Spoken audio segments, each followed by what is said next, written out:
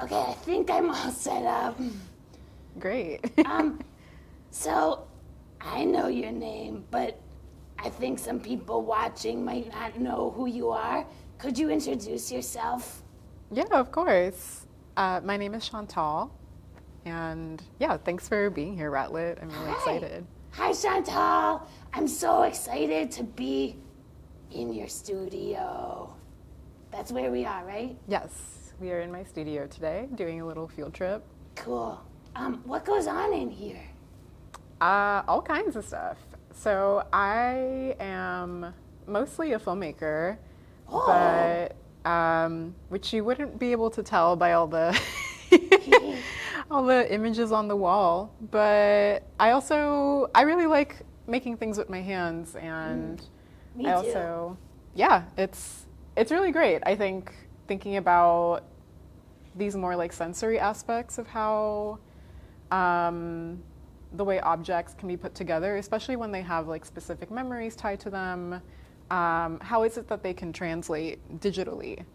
Yeah, so I feel like collage is a big part of how I think about filmmaking, because I think in a lot of ways, like a film is one really big collage, right? Because That's such a cool idea, Chantal. yeah, yeah, and I feel like we don't often think about it in that way because it's so related to time, or a lot of filmmaking is digital now, so we don't even think about these like very physical aspects of like how a film is shot, cut up, rearranged. Um, but yeah, it is kind of like this one big moving and talking collage that's made collaboratively.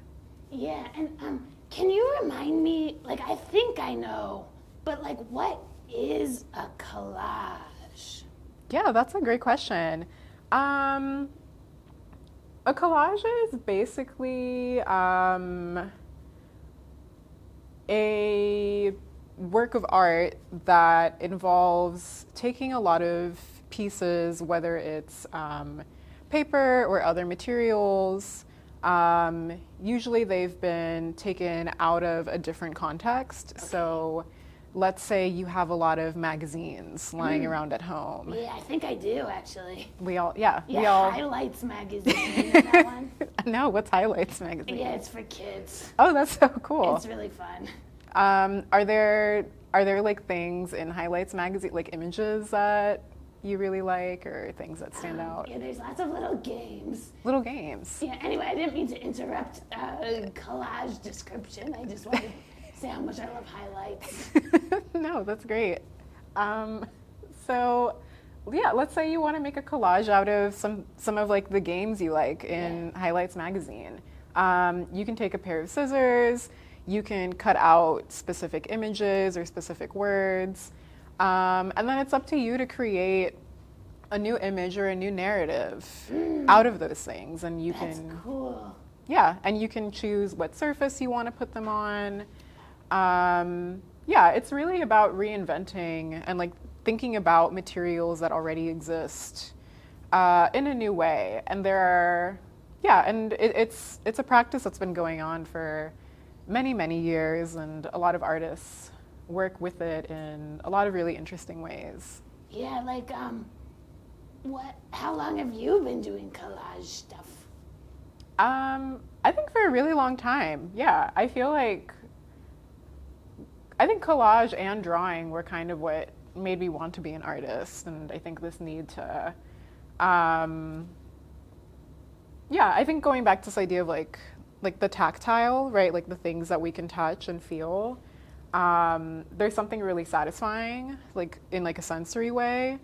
But also, I think as like a concept, collage is really cool because it really gets me to think about this idea of like the journey of an object, and especially with collage, right? Like if we're taking something, especially if it might not originally belong to us, how what is like the care involved in like taking this image and giving it a new home or giving it a new identity. Um, and I think because of a lot of the collage work I do, it ties to like my own family history or my own identity. Yeah, I'm always thinking about how to tie like this journey of like the way that we make collages also to these histories. Wow, like what family history inspires you? So my family immigrated from Brazil to the US. Cool. So I think there's like this idea of right, moving from a familiar place to a brand new one. And there are all these things, right? Like language, culture, values that get transported with you, but then there are also a lot of things within that that transform as you enter a new space. So in a way, living becomes a collage also. Wow, that's beautiful, Chantal. Yeah, thanks, Ratlet. Yeah. What language do they speak in Brazil? In Brazil, we speak Portuguese. Oh, do you speak Portuguese? I do, yes. That's so cool. Could you tell me something, teach me some Portuguese? Yeah, of course. Let's see. So Portuguese is very similar to Spanish, Cool. but it has a few different things. So we can start with some common words, like hello would be oi. Oi? Oi, yes. Oi. I like that one. Yeah. And if you want to introduce yourself, Yeah, I do. yeah. So so my name, Okay. meu Meu nome, nome. Nome? nome, Nome? é É Ratlet. Ratlet. Meu nome é Ratlet. Meu nome é Ratlet. Yeah, that's very good. Thank you. That's so exciting. I love to be able to talk in another language. Yeah, it's a great it's a great thing to know, and I think a cool thing about right, this like category of like romance languages, right, like languages that are based from Latin, Okay. is that when you learn one, because there are so many similarities between them. You can It- almost understand. yeah, a little bit. It becomes easier to build that bridge. Why do they call them romantic?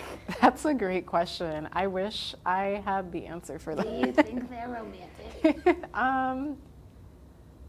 I think they can be, yeah. I think, especially when I think about languages like Portuguese or even like Spanish, I think there are like certain words in that in like those languages that, or even like feelings or states of being that don't translate to English.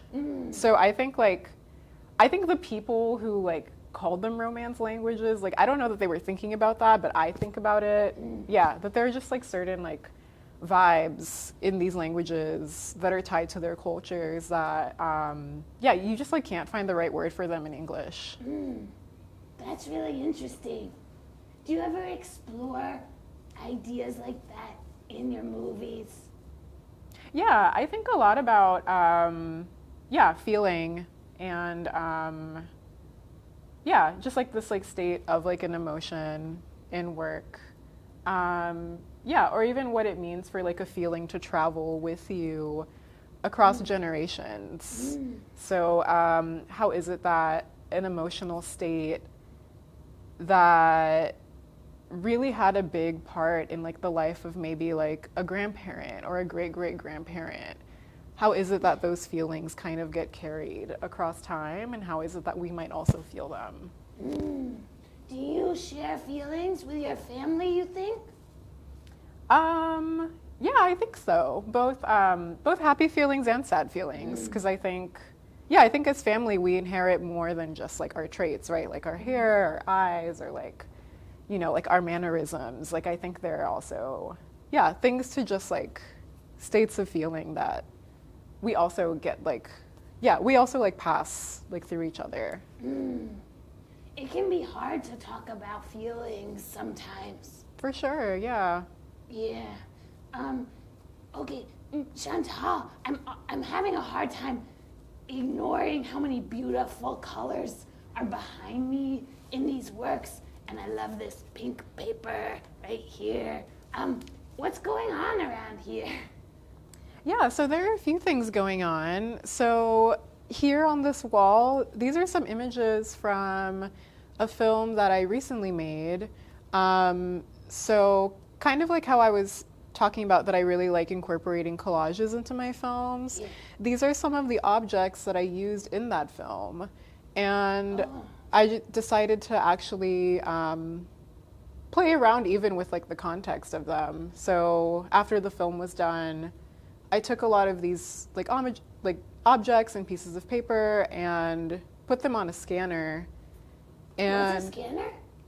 a scanner is this really cool machine that can create, it basically creates images of, you're mostly supposed to use them with paper, but people get pretty creative with them. Cool. A lot of offices use them. So there's this flat piece of glass. Okay. And let's say I wanted to make a scan of this sheet of paper. Yeah. I would put it flat on the glass, and then this cool little light will run over the glass, and it'll make this cool little noise like, and then you can decide how many copies you want to make of it. Okay. But yeah, it'll basically create a clone in paper form of, Oh. yeah. What's that again? A clone is a identical copy of something. Okay. Yeah. Cool. So kind of like a twin. Oh, Yeah. I need a twin. Yeah, sometimes I get tired and I need one here and one there, and sounds really convenient. I also, yeah, I would love a twin too. So what did you scan here?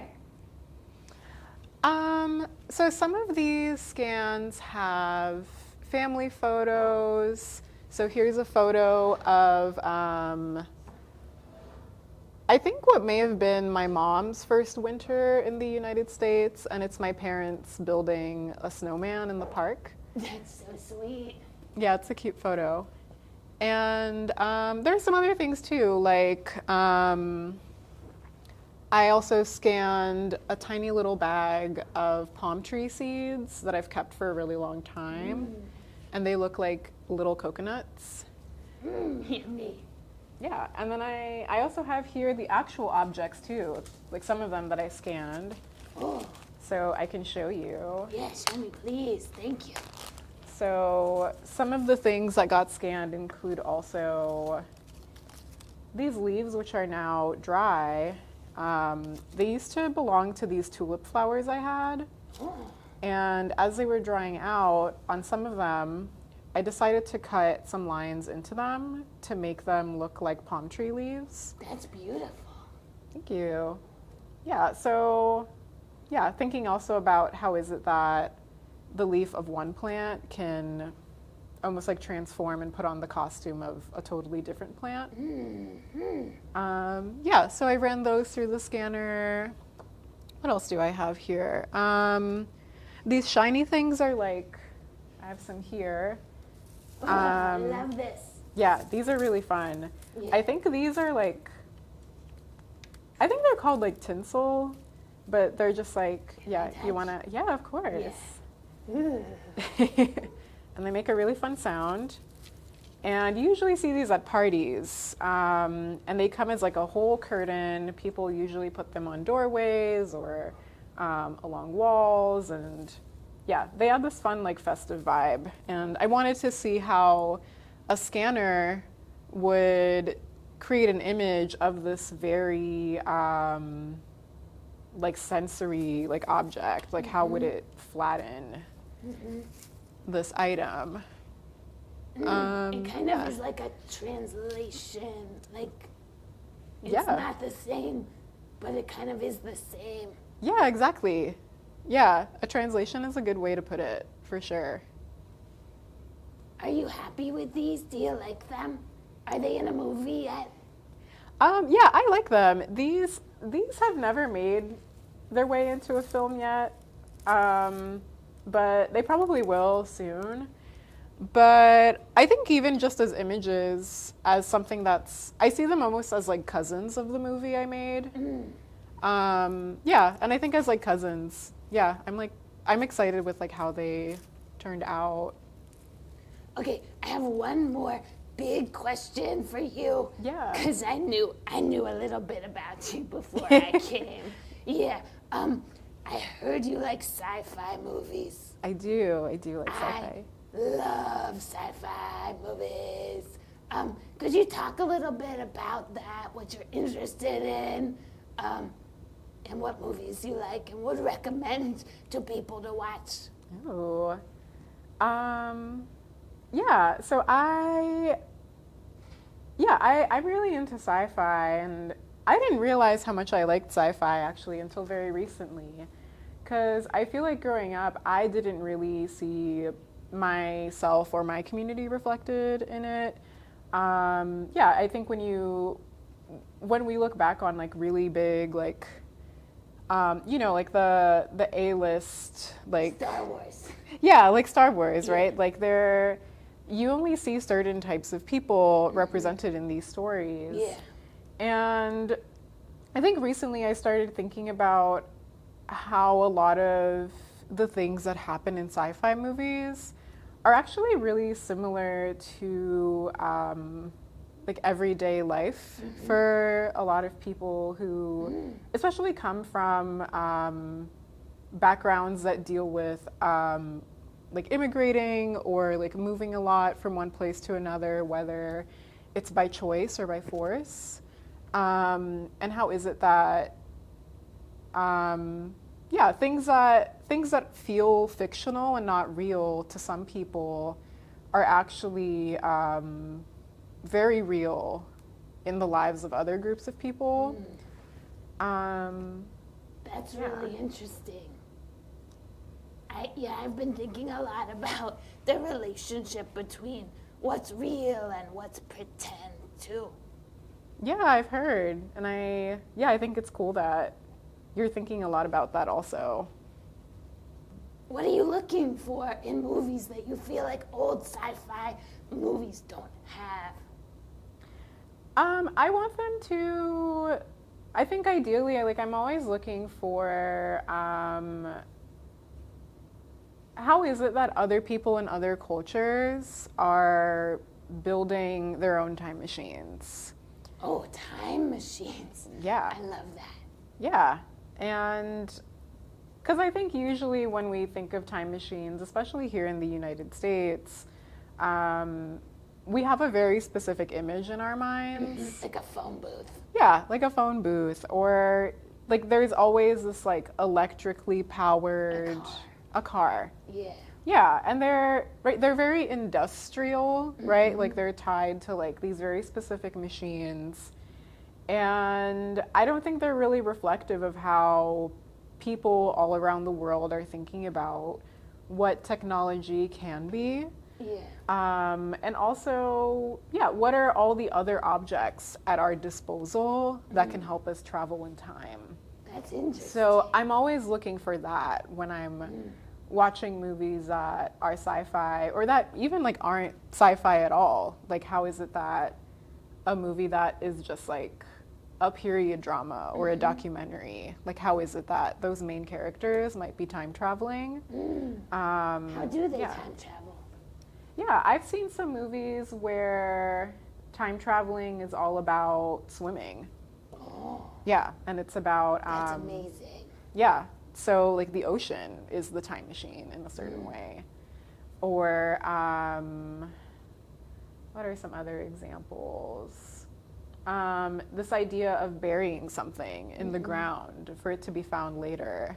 Ooh. So the act of digging becomes like even just like this gesture, like that becomes the time traveling. Yeah, so there are like other ways that we can start thinking about it instead of just, like you said, going in a phone booth. Yeah, sometimes when I smell things, I have memories, and that feels a little like time travel. For sure, yeah. Even, things like smells or like the senses. Sometimes our own bodies can be time machines also. Yeah, have you ever thought about building a time machine? Yeah, I have. I think I need to think a little bit more about what those components would be, but it's something that I've definitely like wondered if I would have to make one today, what would Yeah.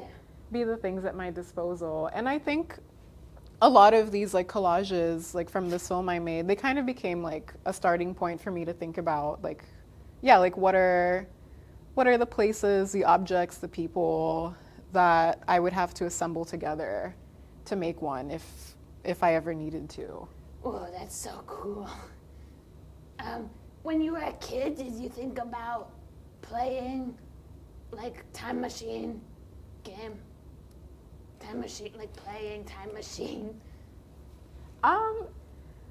Probably, yeah. I was an only child growing up, so I had to get super creative with, yeah, how I like spent my time. And yeah, I think I did think about time travel now that I look back on it, whether it was through like dolls I was playing with and like the ways that I would make them like transport into other worlds, or even with friends. Like there was always this idea that we were like traveling into like a different space, whether it was one that felt familiar or different. Yeah, I think a lot of play for kids is like very much about time travel. Yeah. Or like place.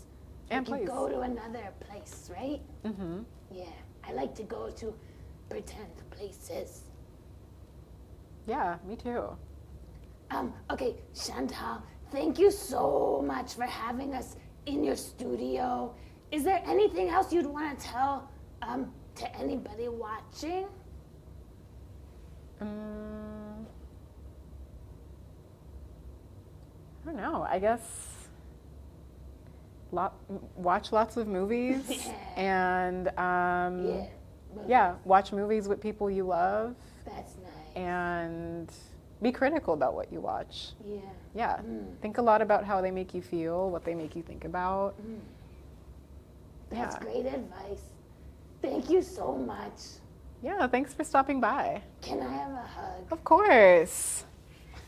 Ah, Yay. thank you. Yeah, sometimes I need help with hugs. I love hugs. I love them too. Thank you, Chantal. Yeah, thanks, Ratlet. Bye, everybody.